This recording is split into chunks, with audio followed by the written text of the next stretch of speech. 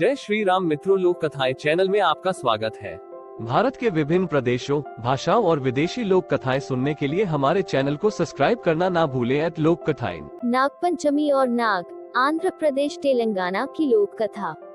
नागपंचमी और नाग, लोक कथा आंध्र प्रदेश तेलंगाना।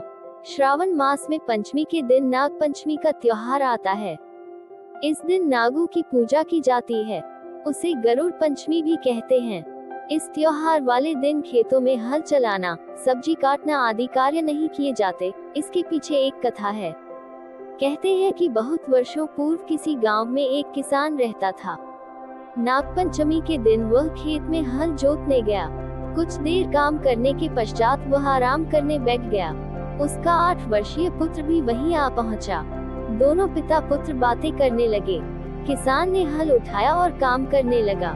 पुत्र की मीठी और तोतली बातों में वह इस कदर खो गया कि उसे सांप की बावी भी दिखाई नहीं दी। उसकी लापरवाही के कारण सांप के छोटे छोटे बच्चे हल की नोक से कुचले गए। थोड़ी देर बाद सांप वापस आया तो वह अपने मरे हुए बच्चों को देख फुफकारने लगा। पास ही हल पड़ा था।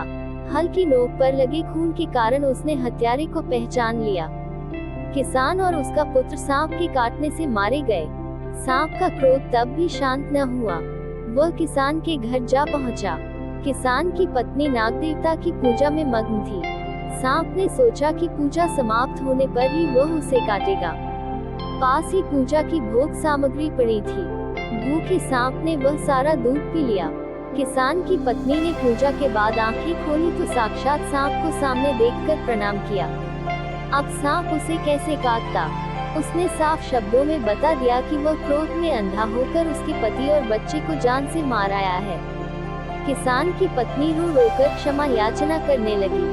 सांप ने मन ही मन सोचा, मेरे बच्चे तो किसान द्वारा गलती से मारे गए हैं, किंतु मैं तो जानबूझकर उन दोनों को मारने का पाप कर आया हूँ।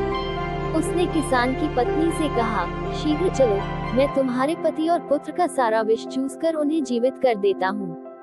किसान की पत्नी उसके साथ खेत की ओर भागी।